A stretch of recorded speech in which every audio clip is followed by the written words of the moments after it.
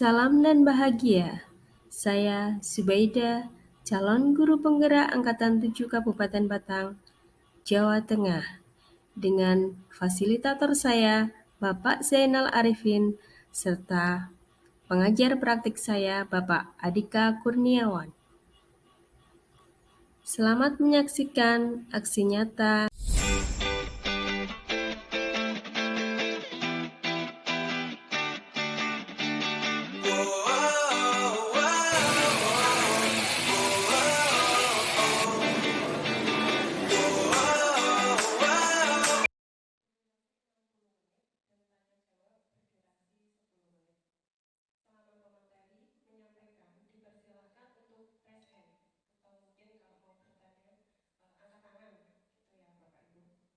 Selanjutnya kami persilahkan kepada pemateri kita diseminasi budaya positif di SMK PGRI Batang, Ibu Zubaida SPDGR.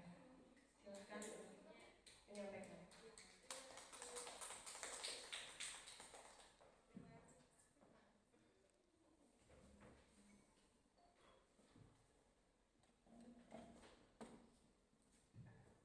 Assalamualaikum warahmatullahi wabarakatuh. Yang saya hormati Ibu Kepala SMK PGRI Batang, Ibu Diah Wulandari SDGR, Bapak Ibu Waka Kesiswaan, Bapak Ibu Kapro, dan Bapak Ibu guru hebat di SMK PGRI Batang. Terima kasih atas kehadirannya. Alhamdulillahirrahmanirrahim. Puji syukur kita panjatkan kepada Allah yang telah memberikan rahmat dan kebahagiaan buat kita semua. Dan mudah-mudahan kelak kita mendapat syafaat dari Rasul kita, Nabi Agung kita Muhammad SAW. Dalam acara diseminasi ini, saya pada sesi berbagi di aksi nyata modul 1.4 dari program calon guru penggerak Angkatan 7 dari Kabupaten Batang. Saya mohon izin menyampaikan pemaparan dan pemahamannya serta bagaimana pengalaman kita dalam penerapan budaya positif di SMK PGRI Batang. Bapak Ibu Guru, era 21 ini memberikan kita semua untuk selalu welcome dengan sesuatu yang baru, sesuatu yang harus kita terima. Di dalam prosesnya kita adalah bagian dari perubahan tersebut, karena kita adalah agen perubahan dari kurikulum yang selalu saja berubah dan harus kita ikuti.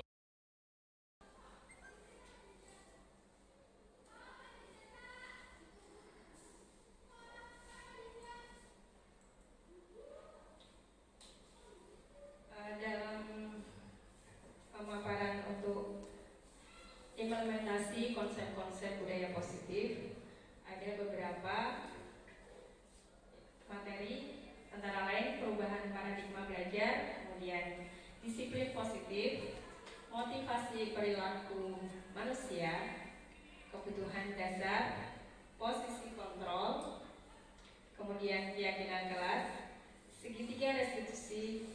Nah, dari semua materi ini adalah materi di LMS di program guru penggerak. Mudah-mudahan Bapak Ibu, saya sangat berharap dan sangat welcome dan bahagia jika Bapak Ibu berkenan mengikuti calon guru penggerak pada angkatan 8, 9, 10 dan seterusnya. Mari Bapak Ibu, kita adalah guru. Kurikulum bisa saja berubah dan selalu berubah. Sama seperti kita melihat air di sungai. Ketika kita melihat air di sungai, apakah kita melihat air yang sama? Tentu berbeda ya Bapak Ibu, karena air itu mengalir. Sama seperti murid-murid kita. Murid kita kelas 1 ada lagi, dan selalu ada. Dan kita akan bahagia ketika mendapatkan mereka lulus. Nah, kita tentu senang banget ketika melihat kelulusan anak-anak kita saat mereka wisuda. Di panggung itu kita rasanya lega, senang, turut mengantarkan putra-putri kita lulus di SMK kita.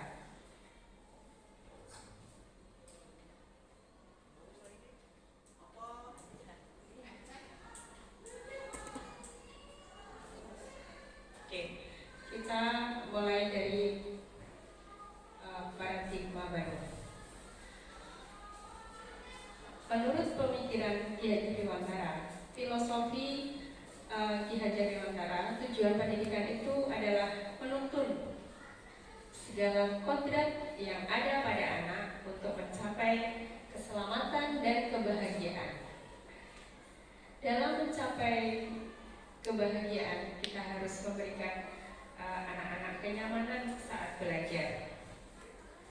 Di dalam kenyamanan itu ada lingkungan yang mendukung. Lingkungan yang mendukung itu akan disupport oleh adanya perilaku positif dari kita semua warga sekolah.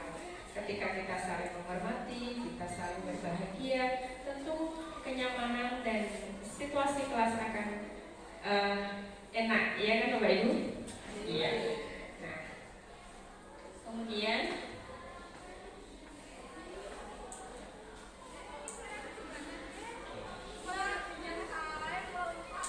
guru itu diibaratkan sebagai petani ya Bapak Ibu.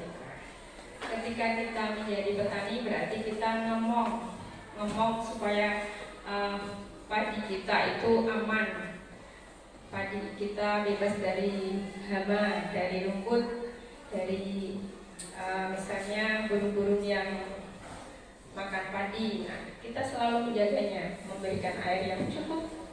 Sama seperti kita sebagai guru terhadap murid-murid kita. Karena pendidikan adalah tempat bersemayamnya benih-benih kebudayaan di dalam masyarakat.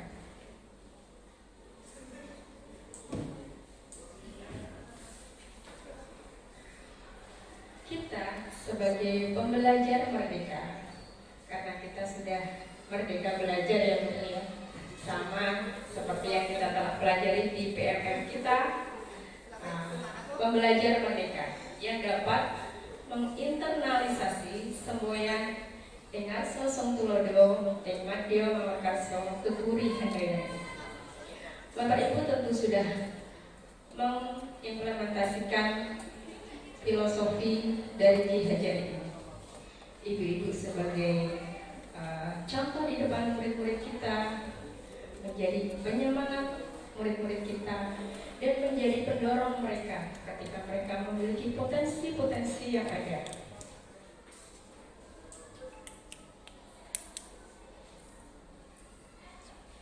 Kurikulum Merdeka juga membutuhkan paradigma baru, yaitu menghargai tercapainya setiap siswa. Setiap anak itu berbeda, bahkan sekalipun anak kembar Bapak Ibu. Jadi poin pentingnya adalah kita harus menghargai proses pencapaian belajar setiap anak. Nah, kebutuhan anak belajarnya bagaimana? Kita cukupi fasilitasnya, kita cukupi pendampingan kita. Kita adalah sebagai fasilitator mereka.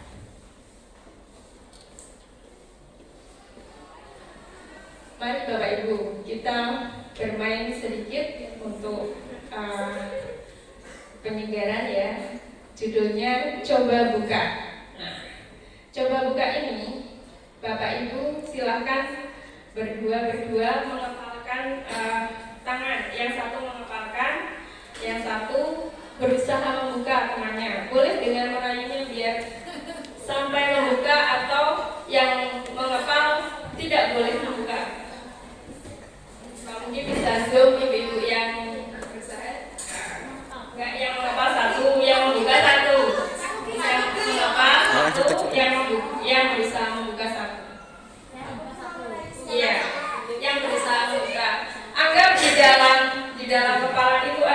berharganya Bapak Ibu ya. Ayo bulan yang kepala, oke. Bulan nanti saya kasih permen, Ibu kadang gak mau. Oh ya, dikasih emas satu kok. Ya mau, berarti dibuka dong. Dibuka nggak nih? Ayo. Nah, udah harus sesuai keyakinan bulan saja. Mau membuka atau tidak? Mau membuka? Bu Ratna membuka deh? Oh, Bu Ratna bersedia membuka. Apa alasan Bu Ratna membuka? Boleh disampaikan? Kenapa membuka? Pintar lagi ya?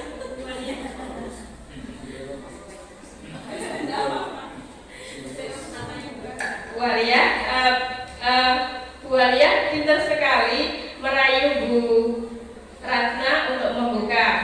Merayunya tadi bagaimana? Nah, kalau Bu Ratna tangan kepalanya dibuka, nanti saya beri es krim. Oh iya, es krim. Nanti dapat es krim. Kasihan sama setengah aja. Mau dikasih es krim. Oke, thank you. Asik sekali ya. Kalau Bu Meris tadi Bu Ika sempat membuka nggak? Oke. Pak Eri buka nggak? Buka. Kenapa dibuka? Biar tahu dalamnya. Oh, biar tahu dalamnya. Yes. Oke, tadi berdua bagaimana? Buka nggak sih? Aku maunya dibuka. Oh, maunya dibuka. Oke. Ini adalah ilusi kontrol untuk membuka atau tidak membuka ya. Begini Bapak Ibu, permainan tadi adalah apakah Anda atau B misalnya membuka kepalan tangan Anda. Mengapa? Tadi Bu Ratna sudah menjawab. Karena saya mau dikasih es krim. Terus membuka nggak Bu tadi? Oh tidak. Mengapa menutup kepalan tangan? Karena ada alasannya. Alasannya apa ya? Alasannya tidak mau dibuka aja, privasi. Yes. Oke. Padahal akunya maunya dibuka biar bisa berbagi. Oke. Thank you. Kegiatan ini sesungguhnya siapa pemegang kendali? Boleh membuka atau menutup kepalan. Nah, maka sesungguhnya kita itu harus memiliki kendali masing-masing. Kendali untuk menutupnya. Sekolah kita ada di tangan kita semua. Tidak hanya bagian-bagian tertentu saja, tapi kita harus selalu mendukung seluruh program-program, visi kita, tujuan kita bersama-sama berkolaborasi. Untuk yang belum bisa berkolaborasi, mari kita menjadi bagian. Jangan hanya menjadi follower saja, tapi kita juga ada aksinya, gitu ya Bapak Ibu. Kemudian kita juga inovatif. Ketika kita pembelajaran sudah mulai boring, nah mari kita inovasi. Ada beberapa aplikasi, ada di pembelajaran ada Quizzes, kalau di desain ada English Pen, kemudian ada program tambahan lagi, misalnya membuat kaos, memasukkan desain ya Bu ya. Kita sudah mulai program-program itu kita masukkan dan kita mulai akan implementasikan kepada anak-anak kita. Karena fasilitas laptopnya masih satu, nanti berkelompok, kemudian ada yang dari HP. Karena begini, anak-anak kita sudah mulai menggunakan HP itu hampir setiap hari dan setiap detik itu dengan HP. Jadi bagaimana kita memberikan tugas pun sebaiknya ada yang menggunakan itu untuk mengurangi. Tapi ada kalanya kita juga mengeksplor anak-anak tidak menggunakan fasilitas gadget. Jadi kita seimbangkan. Di dalam perubahan zaman ini, anak-anak kan bisa atau kita dampingi dalam penerimaan penggunaan hal-hal yang baru. Nah, kita harus kontrol juga. Nah, di dalam kontrol itu kita gunakan aplikasi-aplikasi ketika mereka menggunakan HP itu dengan hal-hal yang positif. Misalnya ulang harian boleh dengan kuisis, boleh dengan Jamboard juga, kemudian boleh dengan Google Form ya. Itu bisa diterapkan sebagai guru yang inovatif. Mari kita bisa aplikasikan. Nah, di dalam nilai-nilai guru penggerak juga ada peran guru penggerak. Nah, peran guru penggerak adalah sebagai pemimpin pembelajaran. Di dalam kita mengajar anak-anak, kita biasakan anak-anak juga melakukan diskusi yang nantinya dia bisa memimpin teman-temannya untuk mempresentasikan apa yang mereka pahami. Nah, ketika sharing ini akan memberikan teman-teman yang lain juga bersemangat. Oh iya, teman saya juga mampu seperti itu, dan bisa menggairahkan teman-teman di kelas. Jadi pembelajarannya menyenangkan. Kemudian menjadi coach bagi guru lain. Mari nanti kita bersama-sama belajar bersama, karena di dalam PMM ada, di program guru penggerak juga ada. Mari kita berbagi, salah satu menjadi coach, yang lainnya bisa menjadi pesertanya, dan semuanya mari kita lakukan secara senang hati, mengikuti program-program dan melaksanakan kurikulum Merdeka. Kemudian mendorong kolaborasi. Nah, mendorong kolaborasi ini biar kita berkolaborasi Bapak Ibu. Ketika ada teman kita masih belum melaksanakan program ini, mari kita bantu dalam kolaborasinya, kita dorong semangatnya. Nah, kemudian kita juga mewujudkan kepemimpinan murid seperti tadi. Guru sebagai pemimpin pembelajaran dan murid juga kita berkuatkan potensinya mereka untuk menjadi pemimpin-pemimpin. Mereka akan hidup di masyarakat nantinya agar mereka bermanfaat di masyarakat. Kita mendidiknya, melatihnya ketika di sekolah selama 3 tahun ini agar ibarat padi itu, hasil padinya itu tua-tua berisi, bisa laku keras. Nah, itu bisa panennya tinggi. Nah, macam-macam ya Bu ya.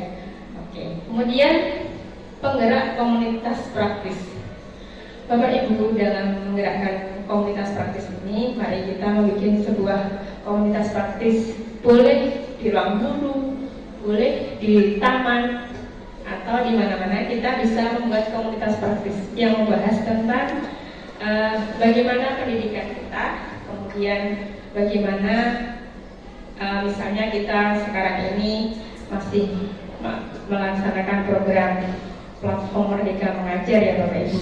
Nah, ada beberapa aksi nyata yang harus kita lakukan. Itu bisa kita dalam komunitas praktis membahas ini, dan kita akan mengaplikasikannya. Terus kita buat proyeknya, aksi kita uploadkan di PMM. Ini sangat membantu. Yang tadinya enggan membuatnya, nanti akan menjadi semangat karena dorongan teman-teman dalam berkolaborasi membuat komunitas praktis itu kita manfaat, silaturahim yang manfaat Bapak Ibu. Tidak hanya sekedar grup yang atau kelompok atau komunitas yang hanya membahas hal-hal yang kurang bermanfaat misalnya.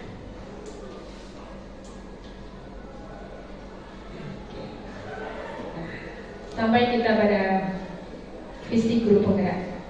Visi guru penggerak merupakan representasi dari keberhasilan nilai-nilai dan peran guru penggerak yang dijalankan oleh guru dan terwujudnya suatu visi mencerminkan budaya positif yang terbentuk di sekolah. Dalam pencapaiannya, saya telah menggunakan ekonomi apresiatif dan tahapan baca. Untuk kemarin salah satu tahapan baca saya adalah tentang program S5 yang telah kita laksanakan ya Bu ya pada awal bulan Oktober kemarin, bahwa dalam sebuah program itu akan mudah jika kita menerapkannya dengan tahapan baca ini Ibu. Jadi tahapan baca itu sudah ada kayak formnya, isinya buat pertanyaan, kemudian ambil pelajaran, kemudian gali mimpi.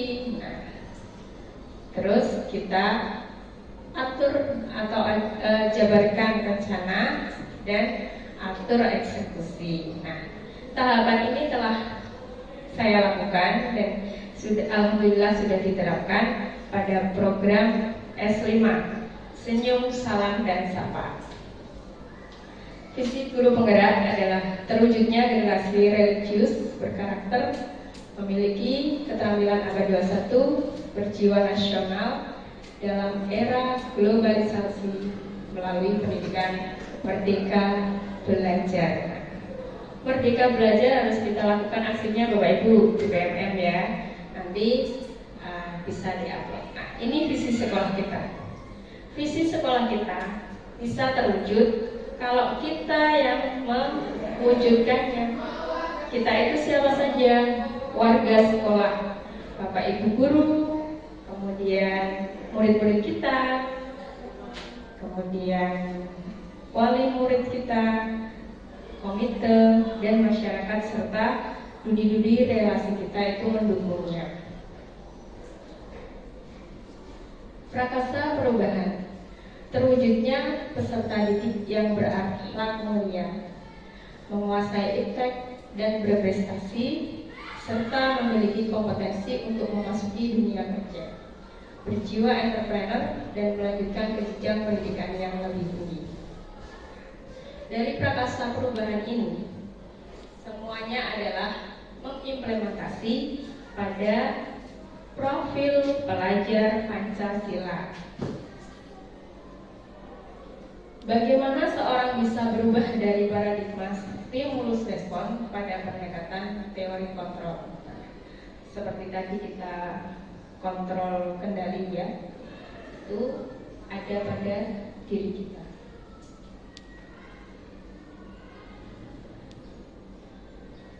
Nah, ini ada dari stimulus respon menjadi teori kontrol. Pada stimulus respon, kebutuhan semua orang dianggap sama oleh kita. Misalnya kita menganggap murid-murid seperti itu. Tapi ketika kita menggunakan teori kontrol, kita memandang anak-anak kita, kebutuhannya tidak sama. Nah, ketika kita menghargai itu, semua akan perilaku ini perilaku murid ya, itu perilaku buruk murid memiliki tujuan, guru tidak bisa mengontrol murid dan model berpikir menang-menang. Itu salah satu contoh dari kita melihat kesalahan anak. Kemudian kadang-kadang kita sebagai orang dewasa ada memaksanya dengan menghukumlah, dengan apa-apa. Sebenarnya ketika kita memaksa kepada anak-anak kita, anak-anak akan merasa takut Bapak Ibu. Dampaknya bisa berjangka panjang, tidak hanya tadi saja saat misalnya dihukum. Mari kita saling menghargai. Anak juga manusia, kita juga manusia. Bagaimana kita bisa saling menghormati? Ketika memaksa itu terpatri di anak, akan hilang ketertarikannya, bahkan muncul antipati kepada kegiatan pemaksaan itu Bapak Ibu. karena ini saatnya merdeka belajar. Kemerdekaan berekspresi dan potensi anak itu akan terganggu atas hukuman atau pemaksaan yang dilakukan oleh orang dewasa. Sebagai pendidik, mari kita menerapkan cara-cara yang lebih positif, yang lebih nyaman, bisa rasakan nanti berdampak pada lingkungan kita. Saatnya kita mengajak dan mendorong murid untuk melakukan kegiatan agar mereka itu senang dulu, karena dengan mengantarkan mereka senang, nanti pembelajaran juga akan menjadi nyaman. Mari kita bantu murid kita untuk menemukan inspirasinya. Kita gali potensi mereka dengan cara membuka ruang dialog dengan murid. Ajak anak-anak ngobrol, berdiskusi. Oke, kita lanjut ke materi berikutnya. Kita lanjutkan Bapak Ibu, masih semangat? Oke, thank you semangatnya. Masih semangat. Iya, monggo Pak Agus, welcome. Disiplin positif. Disiplin, apa sih pengertian disiplin? Nah, Pak Andi mana ini kok tidak datang? Oh iya, lagi OJT ya? Ya. Pak Budi, halo. Sinara Pak Budi, yang nyaman aja duduknya. Bu Marisa, boleh saya bertanya? Iya, sorry. Disiplin, apa pengertian disiplin Bu Maris? Mencoba menjawab ya. Menurut saya disiplin itu mengontrol diri untuk patuh pada aturan. Keren. Kontrol diri. Jadi sekarang Pak Wahyu.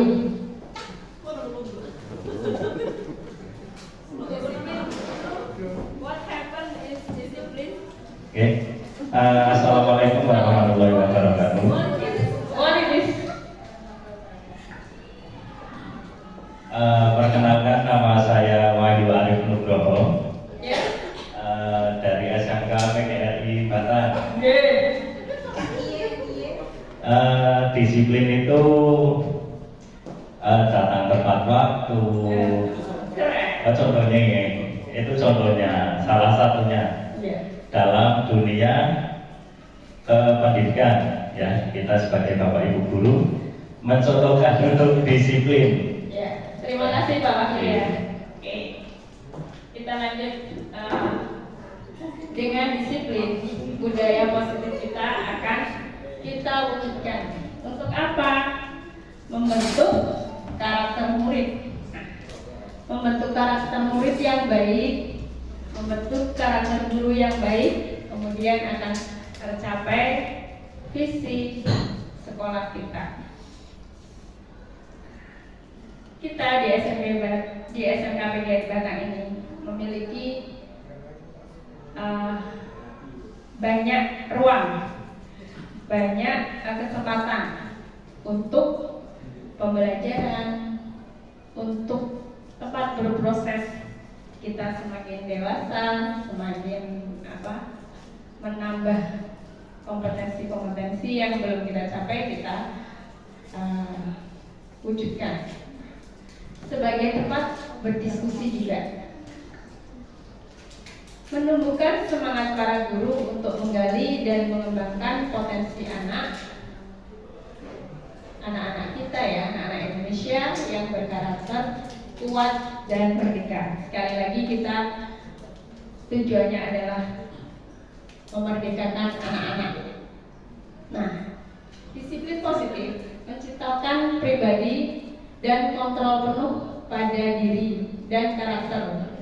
Hampir sama seperti yang telah disampaikan Bu Marisa ya tadi ya. Bu Marisa hebat sekali. Tingkat disiplinnya sudah sebagai kontrol, bukan dari pengaruh eksternal. Disiplin positif mampu menggerakkan motivasi kita sebagai warga sekolah agar memiliki keyakinan, penerapan visi, dan nilai-nilai kebajikan yang disepakati sehingga tercipta budaya positif yang berpihak pada murid. Sama seperti tadi ya, nilai-nilai sebagai guru itu ya berpihak pada murid. Nah, dalam prosesnya disiplin positif ini mempraktekkan karakter kita, karakter murid, karakter yang mengimplementasi atau mewujudkan dimensi-dimensi pada profil pelajar Pancasila sesuai dengan karakter dari profil pelajar Pancasila. Selain kepala sekolah, kita semuanya tenaga pendidik adalah sama-sama bertanggung jawab atas terwujudnya visi sekolah kita untuk mengupayakan pemberdayaan murid agar dapat menjadi pembelajar sepanjang hayat. Ada foto kita semua ya Bapak Ibu. Jadi tidak hanya Ibu Kepala Sekolah saja, tapi kita semua. Visi sekolah kita sudah kita ketahui bersama. Boleh dibacakan Kak Budi.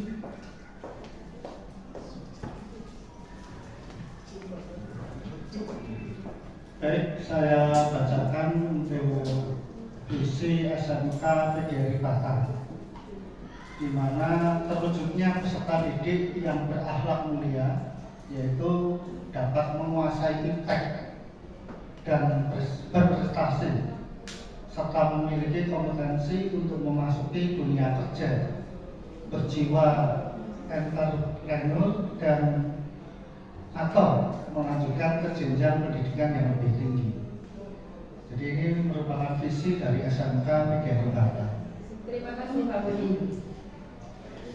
Kemudian dari budaya positif dan nilai-nilai yang akan kita tuju untuk mewujudkan anak-anak yang lulus dengan kompetensi yang baik, ini sangat berkontribusi pada pencapaian lulusan.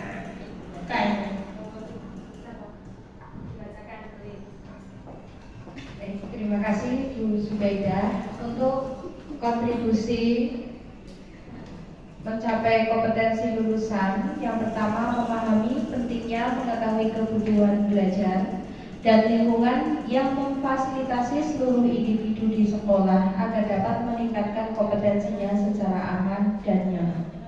Yang kedua, untuk bersama-sama mengembangkan dan mewujudkan visi sekolah yang berpihak pada murid dan berlandaskan nilai-nilai kebajikan universal. Terima kasih.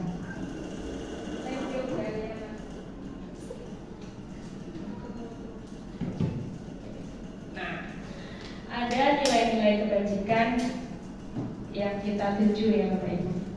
Nilai kebajikan itu bersifat positif. Tujuannya adalah supaya kita menjadi mulia.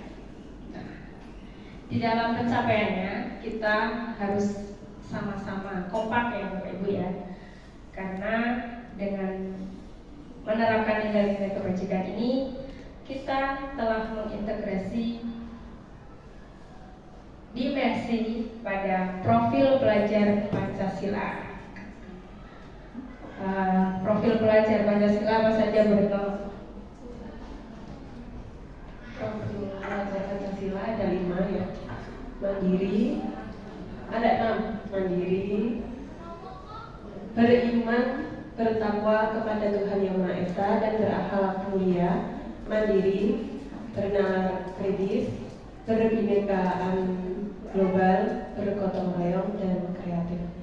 Jadi nilai-nilai yang kita tuju adalah mengintegrasi dari nilai-nilai pada profil pelajar Pancasila. Kita ambil contoh ya, perbandingan dengan hidup tumbuh-tumbuhan seseorang. Seseorang tersebut adalah guru. Guru diumpamakan sebagai petani, dan hakikatnya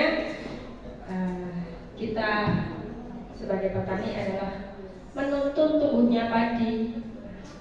Di dalam menuntun ini kita ada memberikan pupuk, mengasih air, memberikan air itu kalau istilahnya saya dulu dengan Pak E saya petani banyoni ya. Kasih air terus untuk biar mengalir ke sawah kita. Kemudian membasmi ulat-ulat, membasmi jamur, kemudian mencabut rumput yang mengganggu stabilitas dari tumbuhnya padi.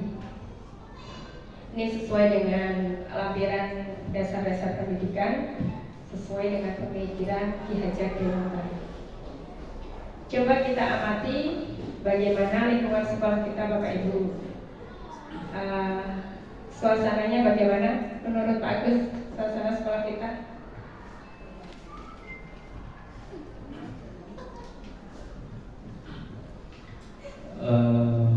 Suasana di SMK PGRI Batang itu asik, happy, menyenangkan seperti itu. Pada dasarnya siswa sekolah itu berangkat itu harus mempunyai rasa dasarnya, Bu ya. Itu suka, senang. Ya, saya contohkan seperti anak saya. Jadi dia itu kalau misalnya mau berangkat, bukan berangkat, sebelum berangkat, misalnya malamnya ketika orang tuanya besoknya libur, si anak ini besok sekolah beda liburnya dengan orang tuanya. Ketika dia mau besok izin ya, nah nggak usah berangkat sekali, dia akan menolak. Tidak ya, kakak ingin sekolah, mau sekolah saja. Nah kenapa? Karena di sekolah itu senang, ketemu teman-teman, belajar dengan guru. Berarti anak tersebut sudah ada rasa senang, ada rasa dasarnya sudah ada untuk sekolah. Terima kasih Pak Gus. Tepuk tangan buat Pak Gus. Sudah mulai senang dengan rasa dari internal ya. Untuk itulah kita bersama-sama menciptakan lingkungan positif agar terbentuk budaya positif.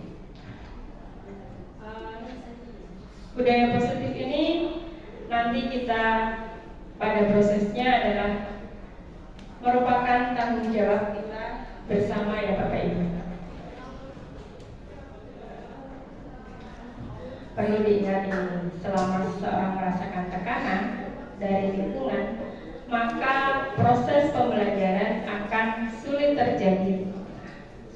Salah satu dari tanggung jawab kita adalah menghilangkan atau mencabut gangguan yang menghalangi proses dari pengembangan potensi.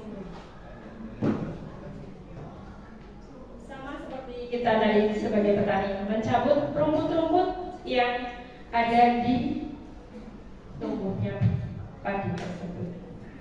Ketika anak-anak mulai terkena virus atau apa, nah kita harus segera menjaganya, membersihkan virus-virus tersebut, harus sigap. Ya, Bapak Ibu SDP 2K hebat sekali telah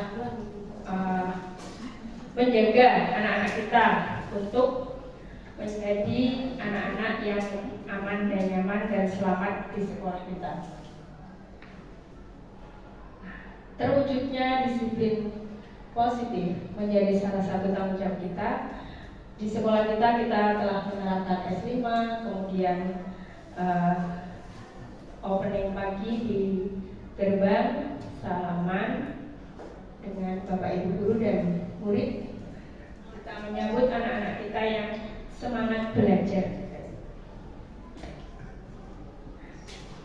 Oke, sekarang kita mulai pada motivasi perilaku manusia. Perilaku manusia. Bagaimanakah menurut Bapak Ibu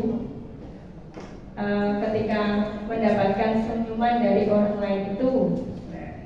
Piye bentuk senyuman Pak Rizky? Bentuk senyuman dari murid.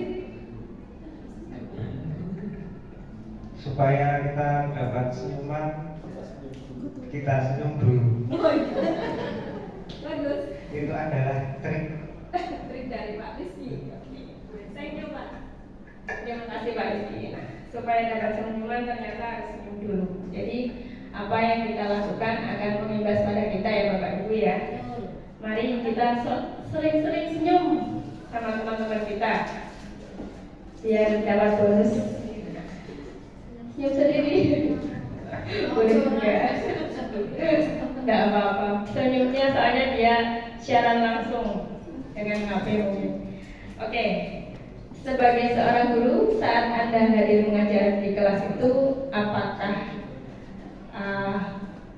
tadi sudah dijawab Pak Wahyu ya, tepat waktu ya Pak Wahyu. Kemudian motivasi apa yang mendasari tindakan masuk kasih? Nah, saya tanya bukus yang kasih banget. Motivasi bukus untuk datang lebih awal karena satu ya itu untuk disiplin waktu ya. Di samping itu kita sebagai guru itu kan sebagai tauladan, sehingga supaya anak-anaknya itu bagaimana sih datang lebih awal dan tidak apa yang namanya supaya tidak terlambat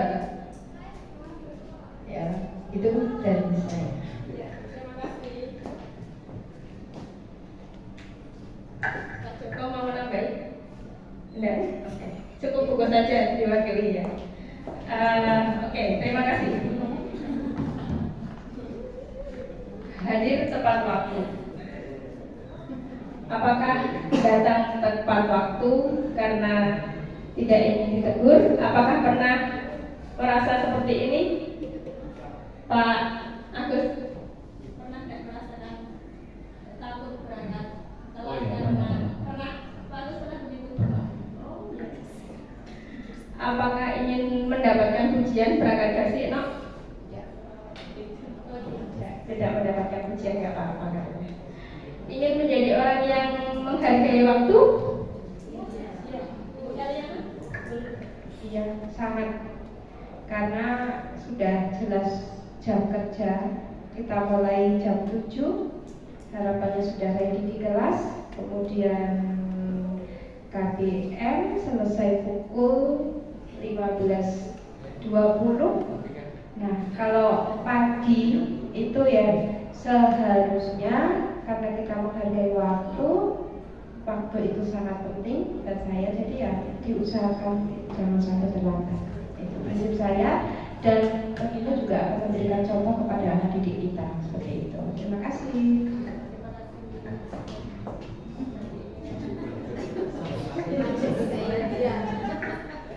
Terima kasih Bu. Ketika kita datang tepat waktu karena menghargai waktu, kemudian ada yang lainnya yang memang suka berangkat pagi dan lain-lain. Itu menurut Diana Gosen dalam bukunya Restructuring School Discipline ada 3 motivasi Bapak Ibu. Yang pertama, menghindari ketidaknyamanan atau takut dihukum. Kata Pak Agus tadi, ya saya takut. Kemudian untuk mendapatkan imbalan, kata Bu Retno, tidak harus dapat imbalan kok.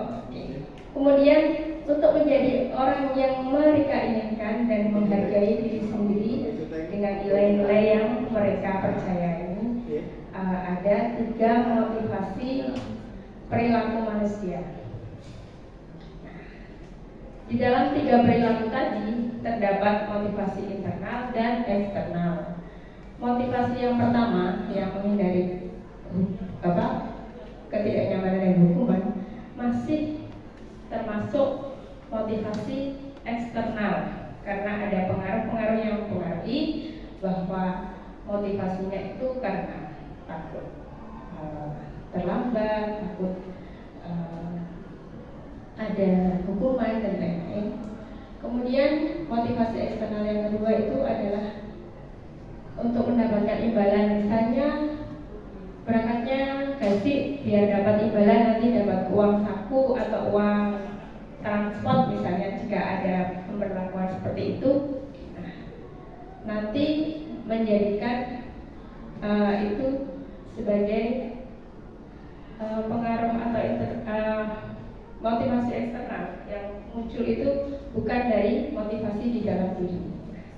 Yang terbaik adalah kita memiliki motivasi internal sebagai penghargaan pada diri kita sendiri bahwa berangkat pagi atau melakukan kegiatan-kegiatan yang positif itu adalah memang kebutuhan kita karena kita menghargai dan kita percaya bahwa hal itu adalah hal yang terbaik, ya Pak Agus ya.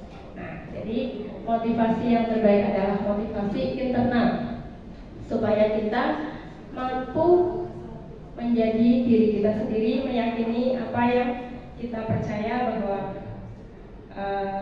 apapun yang kita lakukan, hal-hal yang positif adalah berasal dari diri kita.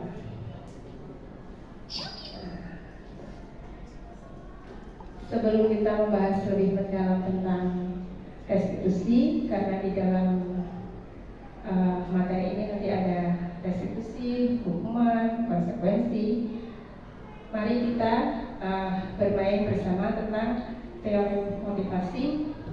Saya bukakan di LMS ya Bapak Ibu, karena tidak bisa diakses dari yang lain, hanya dari LMS sebentar.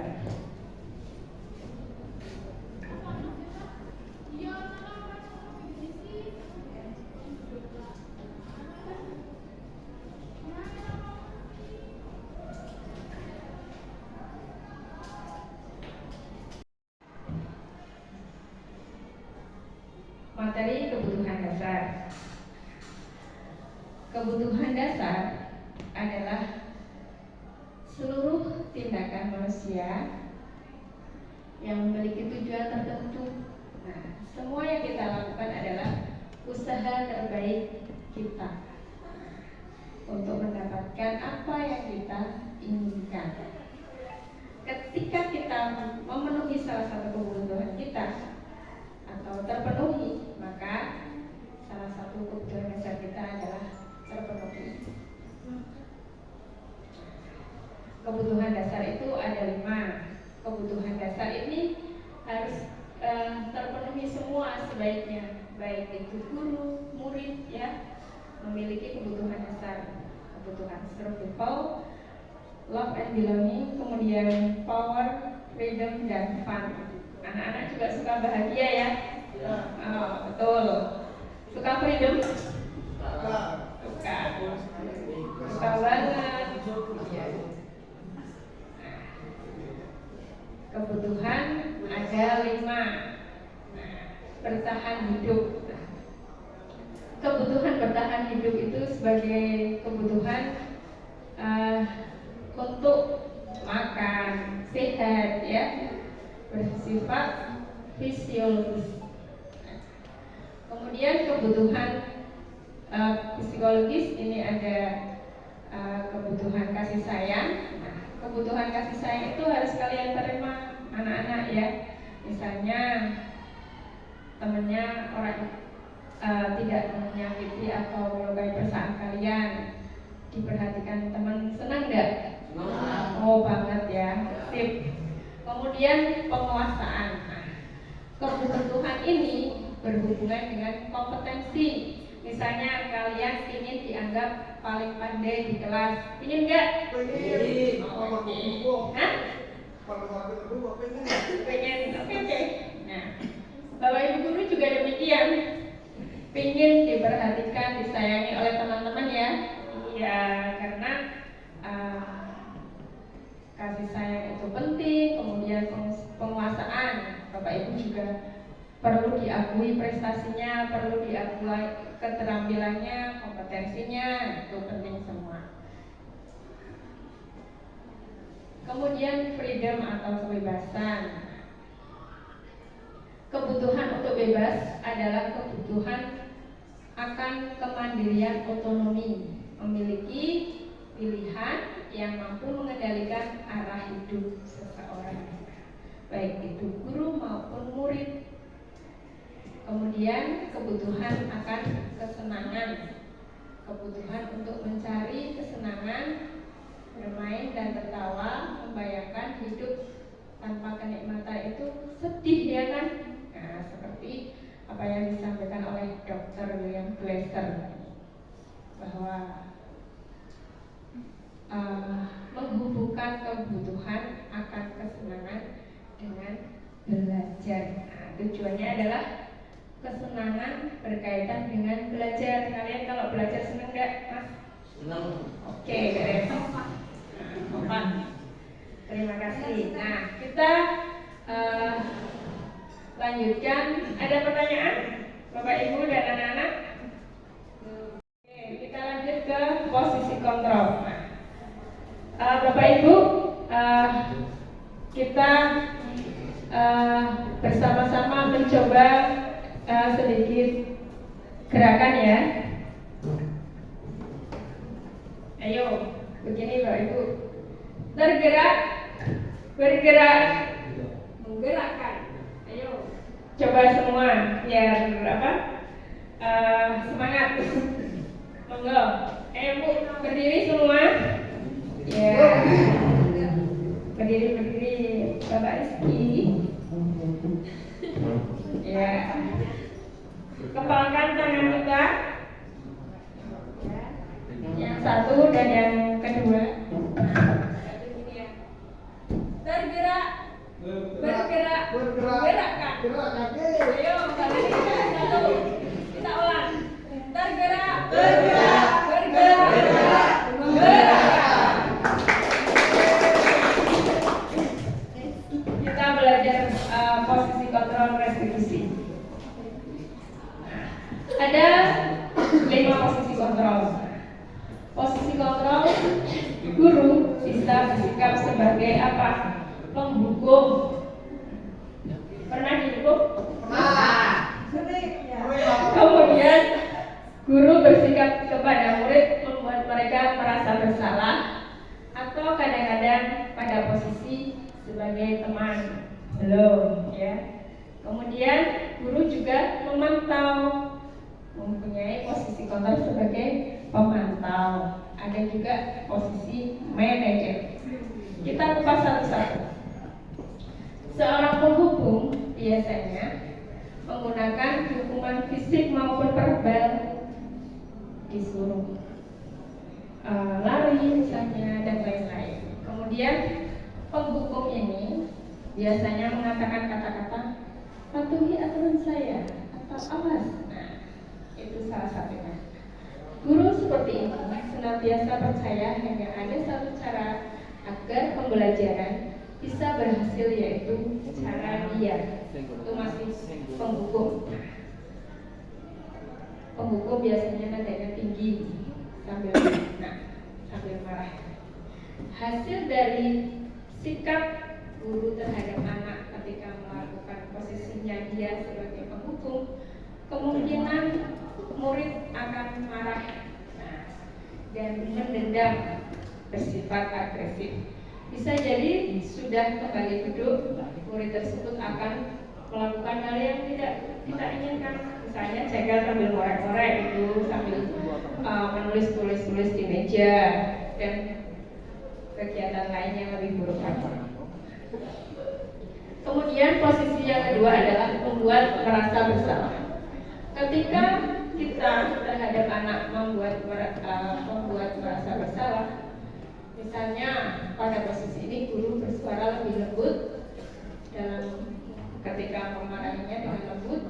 Nah, dengan kata-kata atau pernyataannya misalnya Ibu sangat kecewa sekali dengan kamu. Berapa kali ibu harus memberitahu, gimana coba kalau orang tua kamu tahu kalau kamu berbuat begini, misalnya mau pakai marah. Iya. Nah, itu kalian pasti akan merasa bersalah ya ketika didudukkan ya. Nah, Bapak Ibu dan anak-anak, ketika kita melakukan seperti itu, membuat merasa bersalah, hasilnya murid akan merasa salah dan mereka adalah orang yang gagal rasanya, ya kan? Wah, aku gagal ini. Sama ini menguliah lo kan? Nah, kalau itu berarti gagal, identitasnya gagal.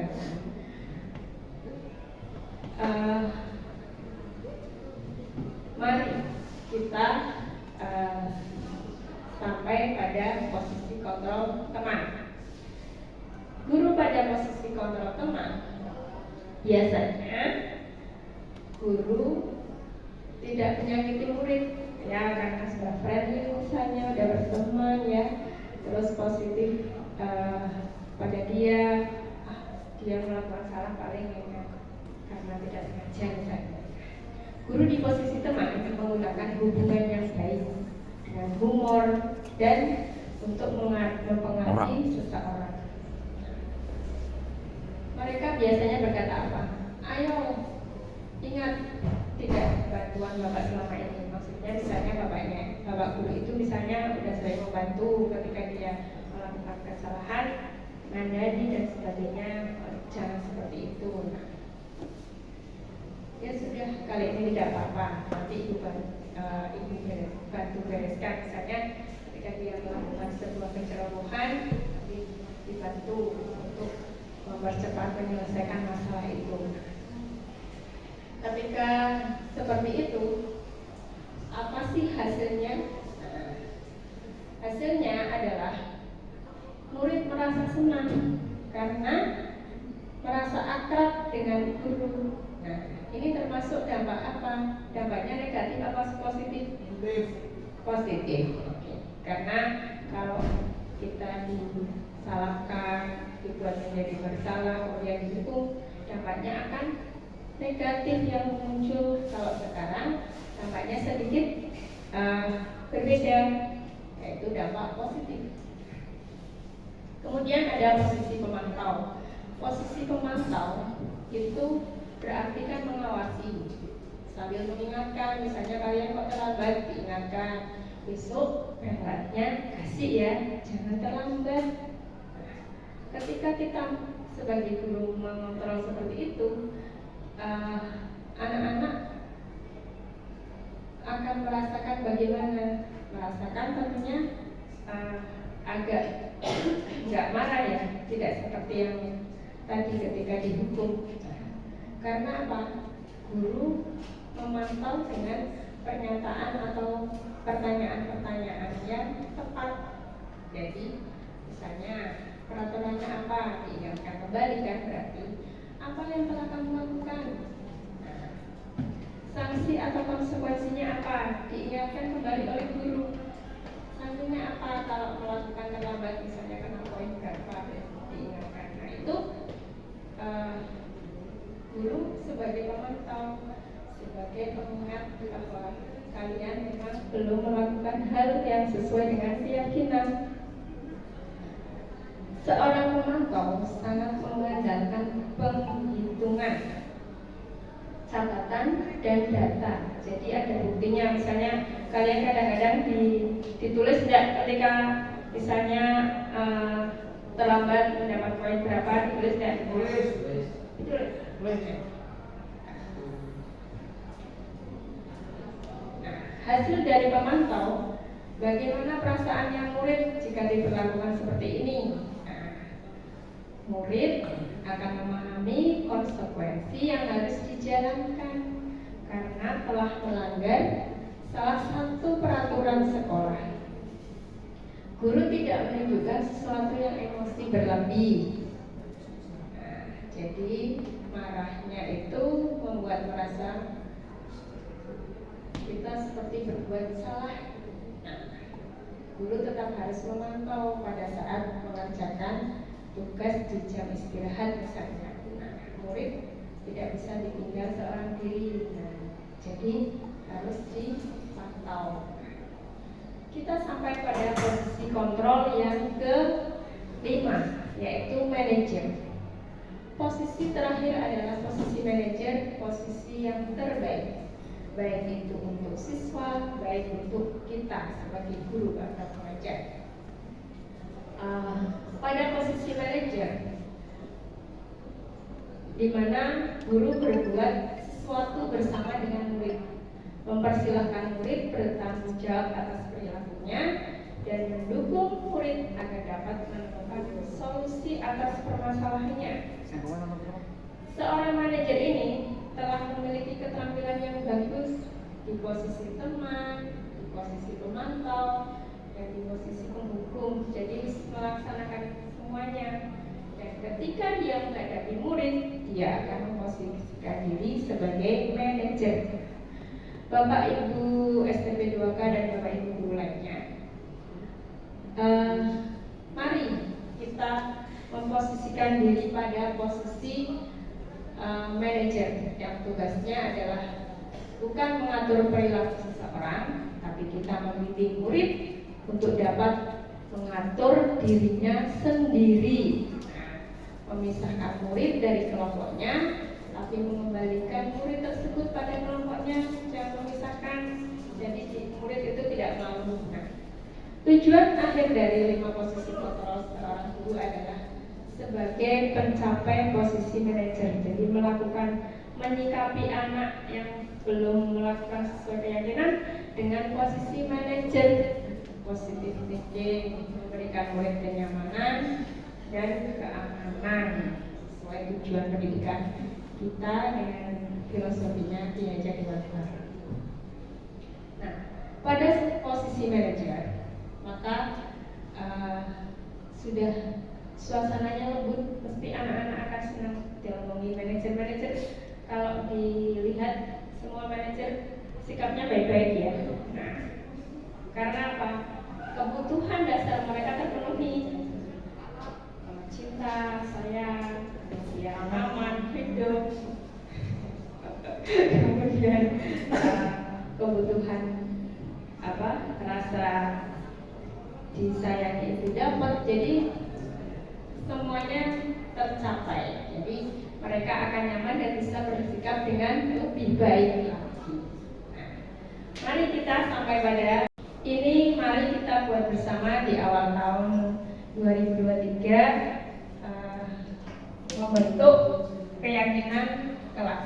Nah, keyakinan kelas ini sebagai fondasi arah tujuan sekolah untuk menyelesaikan permasalahan di kelas maupun di sekolah. Caranya begini Bapak Ibu, kita bisa menjelaskan proses pembentukan dari peraturan beralih ke keyakinan kelas. Kenapa harus keyakinan kelas bukan peraturan kelas? Karena keyakinan lebih dijalankan karena berasal dari siswa, ya. Jadi siswa membuat keyakinan bersama, tapi kita masih punya landasan yaitu peraturan sekolah. Setelah itu kita satukan apa sih keyakinan anak-anak yang mau dipahami atau yang mau diterapkan di kelas, nanti dicatat. Nah, tahapan membuat atau menciptakan program kebajikan.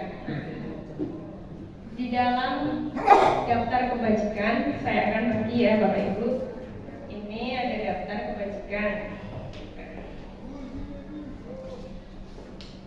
Nah, ini.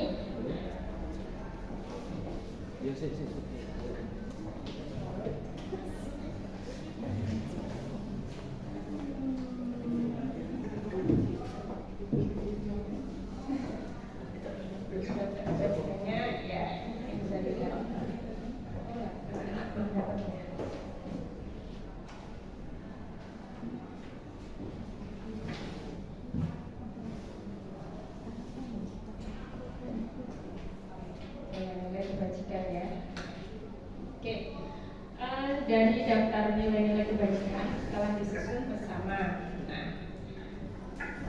Nah, caranya begini Bapak Ibu. Kita kan sudah memiliki peraturan sekolah ya. Nah, itu sebagai acuan. Dan yang kedua, kita akan menerapkan nilai-nilai kebajikan. Nilai-nilai kebajikan itu yang paling favorit, yang paling bisa kita terapkan adalah profil pelajar Pancasila. Di dalamnya banyak dimensi-dimensi nilai kebajikan yang bisa mengcover semuanya, membentuk karakter kita menjadi karakter yang berdisiplin positif. Nah, nanti kita di kelas, Bapak Ibu wali kelas, kita membentuk keyakinan kelas. Keyakinan kelas ini akan menjadi keyakinan sekolah juga. Caranya begini Bapak Ibu. Keyakinan kelas itu bersifat abstrak ya. Nah, keyakinan kelas berupa pernyataan universal. Bisa kita buat caranya, yaitu ringkas dan ekonomis, tidak terlalu banyak dan mudah diingat. Yang penting keyakinan kelas itu diingat. Misalnya di kelasmu yang diyakini apa? Masuk kelas atau masuk kelasnya jam berapa? Yakin kan? Oke. Kemudian keyakinan itu merupakan suatu yang dapat diterapkan di kelas tersebut. Kan kadang-kadang kelas putri yang dominasi kelasnya putri semua misalnya, atau cowok semua ya, putra semua misalnya di TSM. Di TSM juga ada putri. Nah, yang penting keyakinan kelas itu bisa diterapkan di lingkungan tersebut, di lingkungan kelas kita dan di sekolah kita. Dan keyakinan kelas dapat kita tinjau kembali dari waktu ke waktu agar tepat dan relevan. Nah, cara prakteknya begini Bapak Ibu wali kelas. Yang pertama adalah membuka ruang diskusi. Nanti Bapak Ibu bisa ke kelas untuk membuka diskusi, dan diskusinya boleh berkelompok. Misalnya kita bentuk 5 kelompok, 3 kelompok, 4 kelompok, atau 7 kelompok, silakan. Setelah terbentuk kelompok, dipersilakan anak-anak diskusi. Kita tanya, apa impian kelas kalian? Nah, kemudian apa sih yang ingin diyakini bersama di kelas kita selain peraturan? Ada 2 sisi itu yang harus kita terapkan. Caranya adalah membuka diskusi, kemudian kita catat hasilnya. Bapak Ibu, nanti anak-anak, Bapak Ibu wali kelas, monggo. Ini adalah posternya. Nanti Bapak Ibu bisa membagikan sticky note ini kepada anak-anak untuk mencatat keyakinan apa yang akan diyakini bersama, yang akan diterapkan di kelas kita. Nah, misalnya kelasnya bersih, tulis ditempel, ada yang nulis. Nah, nanti setelah setiap kelompok maju atau setiap kelompok boleh mempresentasikan hasil dari keyakinannya atau impian kelasnya apa. Setelah disampaikan, bisa kita sarikan. Itu kita satukan, yang kalimatnya tadinya belum positif kita bentuk menjadi kalimat negatif dengan pencatatannya. Kemudian setelah ditempel-tempel di poster, nanti dibaca bersama-sama, boleh dibaca, kemudian bisa disampaikan ke teman-teman. Jadi teman-teman semuanya mengetahui bahwa hasil keyakinannya adalah berapa poin. Beberapa poin ini yang penting semua dan yang paling dihafal dan paling bisa diterima oleh seluruh kelas. Itu yang paling penting. Misalnya begini. Setelah itu tahapan yang berikutnya setelah mencatat adalah merumuskan ya Bapak Ibu. Dengan cara misalnya ada kata-kata menghargai yang bicara. Awalnya apa? Tidak memotong pembicaraan orang lain misalnya begitu. Nah, itu bisa menjadi acuannya. Nah, misalnya contoh, tidak memotong pembicaraan teman, diubah menjadi kata-kata yang positif, menghargai yang berbicara. Nah, itu setelah dirumuskan menjadi menghargai yang bicara. Misalnya dengan guru dan teman ramah. Nah, ini kata-kata yang dipilih misalnya ramah. Kemudian ada anak yang harus belajar tekun, dirubah kata-katanya menjadi belajar dengan tekun. Itu juga akan menjadi hasil rumusan dari keyakinan. Kemudian mengerjakan tugas dengan tepat waktu, itu juga sebagai contoh. Jadi banyak contoh keyakinan kelas. Setelah mendapatkan dari anak-anak, kita akan mengetahui dan bisa mensarikan apa hasil dari keyakinan kelas. Nah, ini contoh-contohnya. Nanti setiap kelas akan berbeda. Nanti saya sari juga hasilnya dari setiap kelas. Nah, di dalam pembuatan keyakinan kelas ini nanti kita bisa tinjau ulang Bapak Ibu. Misalnya dengan membuat pernyataan-pernyataan keyakinan lebih singkat lagi, seperti pada pada lembar nilai-nilai kebajikan yang Bapak Ibu telah baca. Itu bisa misalnya hormat. Di situ ada hormat. Coba nilai-nilai keyakinannya ada?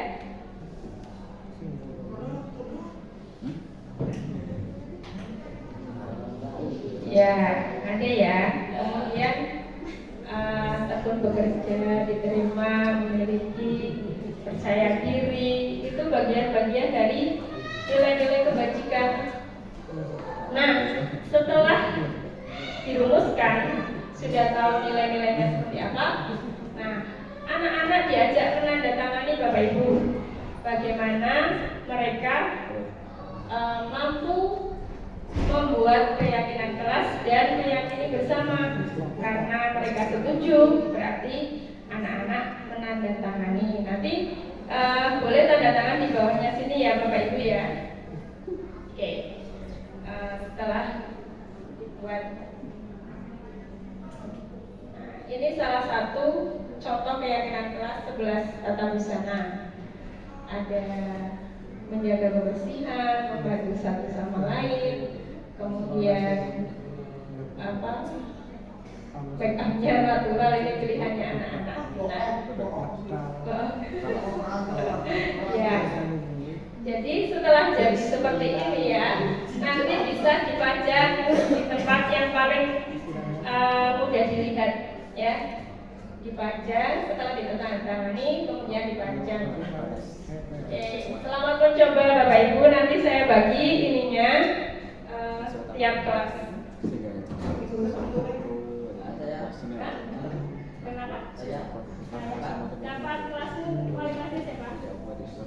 Pak Tika ya. Iya, nanti kamu buatnya sama anak-anak. Selamat.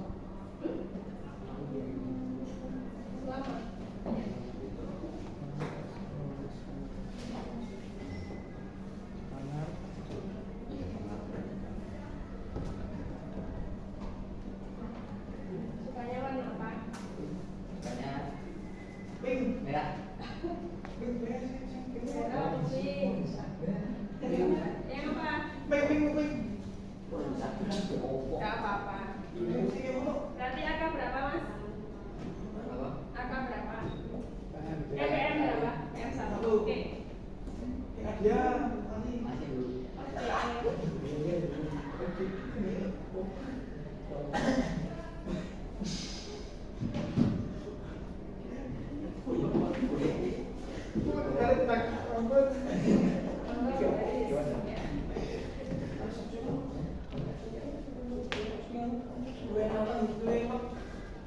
Disarikan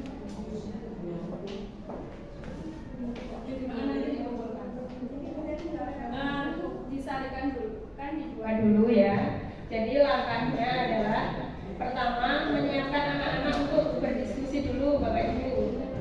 Jadi setelah berdiskusi nanti anak-anak mencatat di sticky note, tiap kelompok dikasih boleh berapa lembar atau tiap anak satu lembar, tulis keyakinan kelas. Kemudian yang kedua adalah impian kelasnya apa.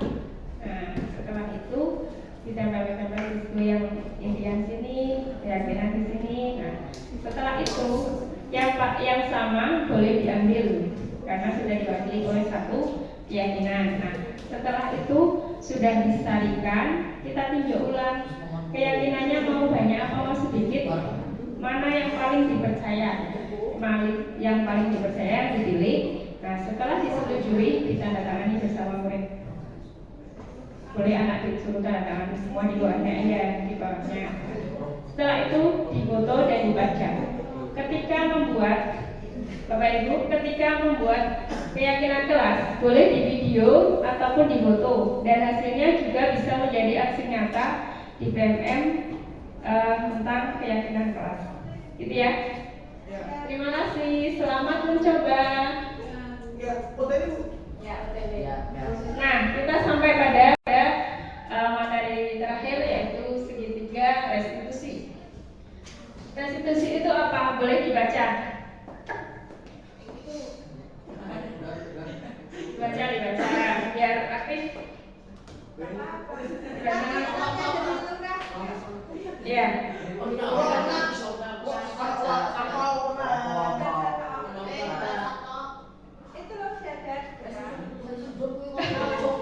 Malu ya bicara ya. Mas, berdiri di sini. Ke sini maju enggak apa-apa. Sini maju enggak apa-apa.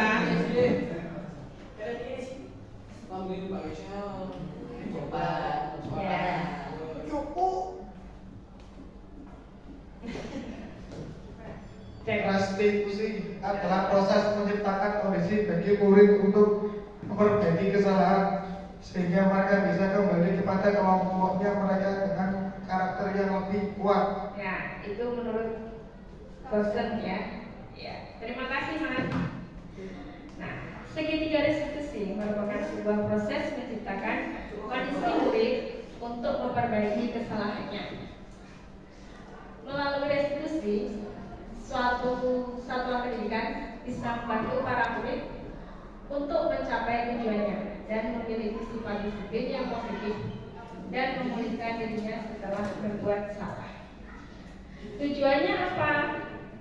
Tujuan dari restitusi adalah sebagai salah satu cara menanamkan disiplin positif kepada anak-anak kita, murid-murid kita, sebagai bagian dari budaya positif. Dan tujuan yang kedua adalah dapat menerapkan restitusi dalam membimbing murid berdisiplin positif agar menjadi murid yang merdeka. Kalian sudah merdeka? Ya. Oh, keren. Ya. Tujuan yang ketiga adalah dengan restitusi dapat menganalisis sikap reflektif dan kritis penerapan disiplin positif di lingkungan sekolah kita. Ya. Karena di dalam diri kita itu ada 3 otak ya, ada otak reptil, paleman, kemudian neo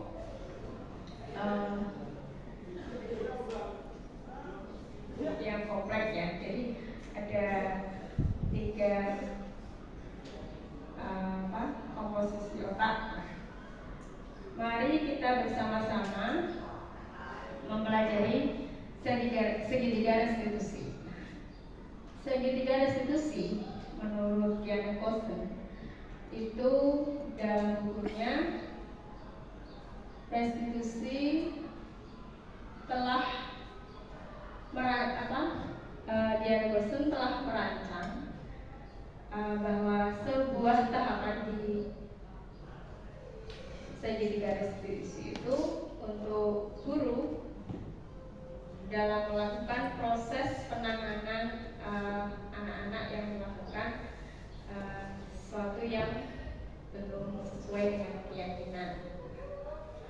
Ketika menghadapi anak, kita menggunakan segitiga restitusi atau restitusi triangle. Restitusi ini ada 3 tahapan. Yang pertama adalah menstabilkan identitas, kemudian validasi tindakan yang salah, dan menanyakan keyakinan. Jadi ada 3 tahapan. Tahapan yang pertama adalah menstabilkan identitas. Dengan cara bagaimana? Berdasarkan prinsip ini, membuat kesalahan adalah bagian dari proses pembelajaran. Dengan menstabilkan identitas ini, kita berperan menggeser identitas murid yang gagal ke identitas yang sukses. Caranya adalah jangan mengkritik murid yang sedang mengalami identitas gagal. Caranya dengan cara membuat pernyataan yang tepat, jadi mereka akan nyaman, supaya mereka mendapatkan identitas yang sukses kembali. Caranya membuat kesalahan itu sesuatu yang wajar. Manusia tidak ada yang sempurna. Kita bisa memperbaiki masalah ini. Saya tidak menanyakan kesalahannya, tapi fokus pada memperbaiki kesalahannya. Dengan seperti itu, anak-anak akan merasa nyaman dan tenang, ya kan, Mas? Iya. Apakah saat ini kamu tengah menjadi orang yang baik bagi dirimu? Nah, misalnya kamu terlambat nih. Saya tanya, apa saat ini kamu sudah merasa menjadi orang yang baik ketika jalan terlambat? Belum. Nah, berarti kan kamu sadar ya, sadar bahwa hal itu adalah belum sesuai dengan keyakinan. Selanjutnya, ketika kita pada sisi kedua, misalnya kita mau validasi tindakanmu, misalnya tidak menggunakan sepatu sesuai dengan peraturan, misalnya pakai warna lain nih. Kamu ditanya sama gurumu, kamu bisa saja bertindak lebih oke. Misalnya ini kenakalan ini bukan sepatu, masalah sepatu misalnya. Misalnya kamu melakukan kesalahan di luar sekolah.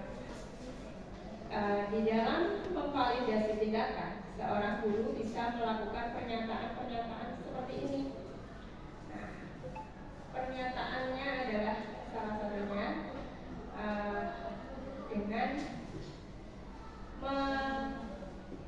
mengingatkan kembali prinsip bahwa kebutuhan kalian itu untuk menjadi anak yang benar itu bagaimana.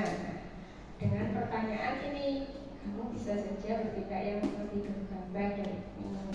Misalnya di luar sana kamu melakukan sesuatu yang kurang sesuai dengan keyakinan. Kamu bukan melakukannya tanpa alasan. Nah, alasannya itu mesti ada ya, kenapa melakukan suatu kesalahan.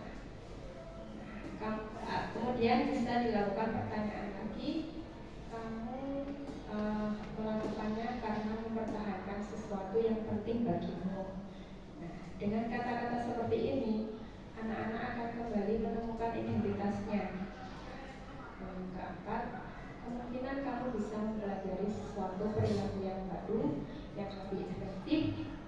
Bersediakah kamu melakukannya dan mempelajarinya biar kalian bisa menyelesaikan sebuah solusi dari permasalahan itu. Misalnya ketika di luar melakukan sebuah kesalahan. Jadi memvalidasi tindakan yang salah itu dengan memberikan pernyataan, pertanyaan, disampaikan dengan nada suara yang tidak menghakimi atau memojokkan. sampai pada sisi yang ketiga. Sisi ketiga dari segitiga restitusi adalah menanyakan keyakinan. Teori kontrol menyatakan bahwa dasarnya kita termotivasi secara intrinsik. Saat perilaku telah divalidasi dan identitas sukses telah stabil, maka murid telah siap mengaitkan keyakinan dengan tindakan yang salah. Kita bisa mengajukan pertanyaan sebagai keluarga kelas, apa yang kita yakini. Nah, kita kan nanti akan membuat keyakinan kelas ya Bapak Ibu dan anak-anak. Nanti nilai-nilai yang telah kita sepakati apa? Bisa melihat dari nilai-nilai kebajikan yang ada sebagai pedoman. Kemudian seperti apa gambaran sebuah kelas yang ideal bagi kamu? Kelas idealnya bagaimana? Oh, kelasnya bagus, kelasnya bersih, berarti kalian harus menjaga kebersihan. Kamu ingin menjadi orang yang seperti apa? Wah, saya ingin menjadi orang yang hebat, yang bagaimana? Yang pintar lah, yang sukses. Ketika menuju ke keinginan, tentu ada hal-hal yang harus dilakukan untuk mencapai keinginan itu ya, tujuan itu. Nah, itulah kalian nanti bisa mengintrospeksi diri dan akan mencapai identitas yang baik, yaitu identitas yang sukses. Hal-hal yang perlu diperhatikan dalam segitiga restitusi adalah perilaku yang salah perlu dikaitkan dengan nilai-nilai keyakinan. Jadi kita ingatkan kembali nilai keyakinan yang baik itu yang bagaimana, yang disepakati. Nah, kemudian kita tanya ke anak-anak, kesediaan orang-orang yang melakukan kesalahan itu bagaimana untuk memperbaiki kesalahannya. Kemudian yang ketiga, pemecahan masalah sebisa mungkin relevan atau memiliki hubungan dengan masalah yang ada. Kemudian yang keempat, perlu adanya suatu usaha dari kita untuk memperbaiki masalah. Dan yang kelima, perlu didedikasikan waktu dari pihak yang membuat kesalahan. Lanjutkan, kapan akan mulai usaha untuk memperbaiki masalah tersebut? Misalnya, anak-anak datang terlambat nih. Nah, kita dedikasikan waktu untuk anak-anak. Kita tanya, kenapa masih terlambat? Kapan kalian akan memperbaiki agar dapat datang lebih pagi? Nah, itu caranya begitu. Jadi kalian akan bisa lebih menerima apa yang disampaikan oleh guru yang mengingatkan, ya kan? Oke. Nah, kita sudah belajar tentang segitiga restitusi. Kemudian kita akan bersama-sama menerapkan atau kita budayakan positif pada sekolah kita ya, agar apa? Kita bisa mencapai sekolah yang memiliki anak-anak yang memiliki budi pekerti yang sempurna, agar mereka bisa mencapai nilai-nilai kebajikan, dan setelah tercapai semua kita akan mencapai dunia yang berkualitas. Terima kasih atas kehadirannya dan kesediaannya mendengarkan implementasi konsep-konsep budaya positif. Aksi nyata saya mengucapkan terima kasih, dan mudah-mudahan ini semua berkenan pada Bapak Ibu guru semua dan anak-anak untuk kita laksanakan bersama. Terima kasih. Wassalamualaikum warahmatullahi wabarakatuh. Waalaikumsalam. Salam dan bahagia.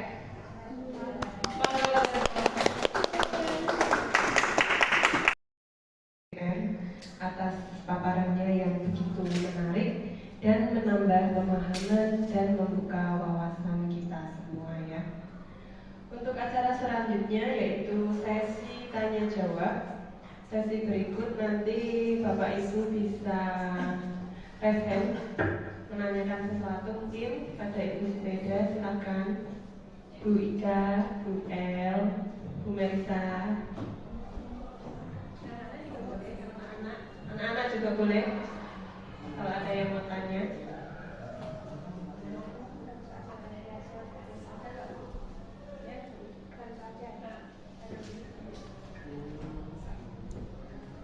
Ya, silakan.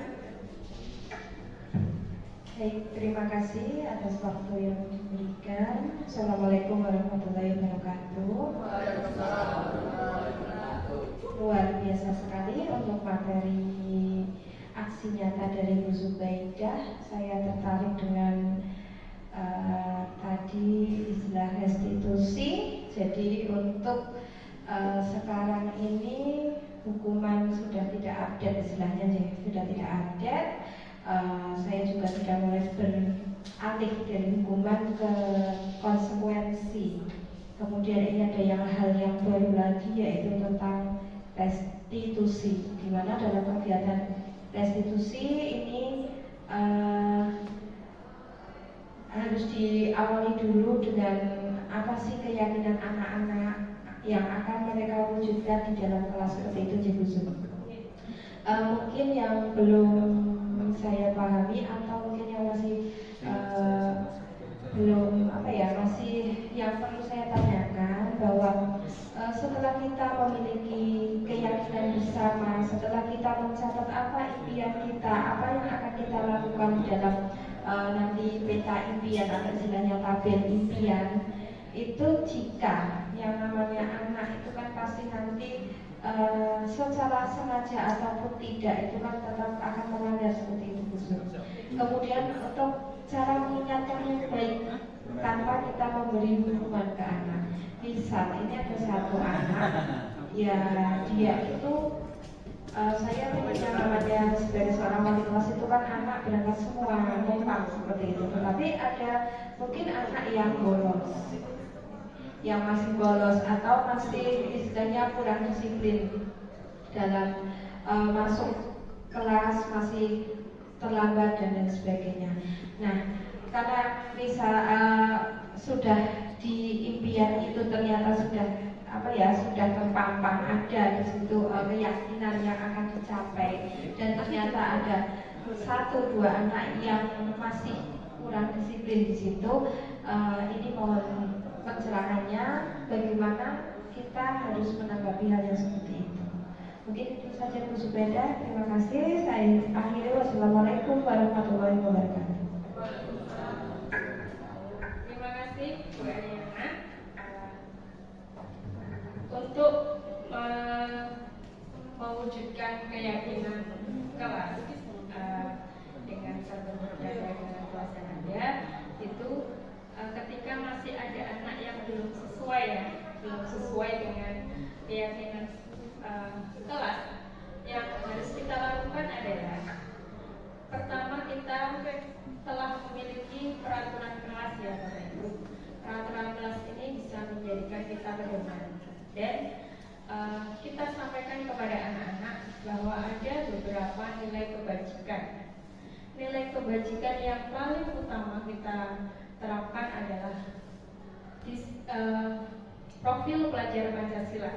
Jadi beriman, ada bertakwa, kemudian akhlak yang baik, bernalar kritis, berkebinekaan global, ya, disiplin, ya, itu dari profil P5 kita terapkan. Nah, ketika belum bisa mencapai, kita ingatkan kembali. Nah, makanya ada restitusi. Nah, ketika restitusi, kita panggil anak, kita ajak dialog, kita terapkan stabilkan identitas, kita terapkan, kita tanyakan bagaimana validasi yang salah, kita validasi dulu bagaimana anak-anak kenapa sih masih melakukan sesuatu yang belum sesuai dengan keyakinan kelas. Kita tanya. Setelah kita tanya, mereka akan tumbuh kesadaran pada dirinya, muncul, oh saya masih melakukan sesuatu yang belum sesuai dengan keyakinan. Nah, kita setelah itu kita bahkan sampai pada keyakinan. Nah, kita yakinkan mereka bahwa keyakinan yang telah kita sepakati bersama, misalnya ada sekian poin, nah, kita tunjukkan lagi untuk review. Nah, kalau misalnya masih ada beberapa kali sampai beberapa kali kesalahan, kita buat keyakinan kelas yang baru, kita tinjau ulang istilahnya, kita review kembali, kita tinjau ulang, kita bersama-sama lagi berdialog dengan satu kelas itu, kita bentuk keyakinan yang kita sepakati terbaru apa, supaya anak-anak bisa memahaminya dan menerapkannya sesuai dengan lingkungan yang sekarang terjadi, yang sangat sesuai dan sangat bisa diterima oleh seluruh warga kelas. Ya, begitu kira-kira Bu ya. Terima kasih pertanyaannya. Monggo Bruno.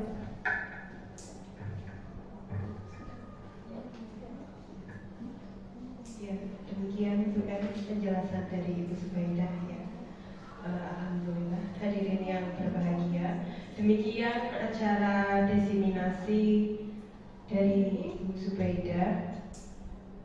Sebelum saya menutup acara ini, saya akan menyimpulkan bahwa budaya positif dalam proses sepanjang hayat untuk menumbuhkan dan mewujudkannya perlu peran kita sebagai warga sekolah agar tercapai dunia yang berkualitas untuk kita dan untuk murid-murid kita. Para hadirin, demikian diseminasi pengimbasan aksi nyata modul 1.4 budaya oleh pemateri CGP Angkatan 7 Ibu Subaidah. Saya ucapkan terima kasih. Salam dan bahagia Bu Sobat. Dan Bapak Ibu Guru, untuk mengakhiri, kita akhiri dengan bacaan Alhamdulillah. Alhamdulillah. Terima kasih ya. Saya akhiri. Wassalamualaikum warahmatullahi wabarakatuh. Jangan lupa diisi jambornya. Kita kan acuan apa dari keputusan dan peraturan yang ada di sekolah kita. Setelah kita punya dua undang-undang Zelmi pasti punya alasan kenapa memakai sepatu yang berwarna dan berbeda dengan seragam sepatu kita hari ini. Iya Bu, maaf sepatu hitam saya basah saat pulang sekolah turun hujan kemarin. Apakah Zelmi memakai sepatu abu-abu itu sudah sesuai dengan keyakinan sekolah kita? Belum Bu, saya masih melanggar keyakinan sekolah kita. Syukurlah, Zelmi sudah menyadari ketidaksesuaian pemakaian sepatu dengan seragam sepatu kita hari ini. Apa keyakinan sekolah kita warna seragam sepatu pada hari ini, Zelmi? Seragam sepatunya warna hitam Bu. Baiklah, untuk meningkatkan keyakinanmu, lalu langkah apa yang akan Zelmi lakukan untuk dapat memakai sepatu sesuai seragam sekolah kita? Saya akan berusaha memakai sepatu warna hitam sesuai dengan seragam sepatu sekolah kita.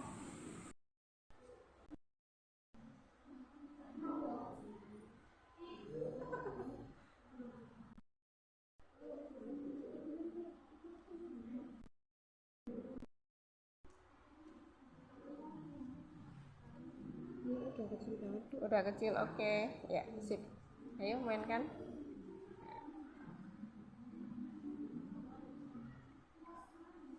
Lehernya lingkar. Oke.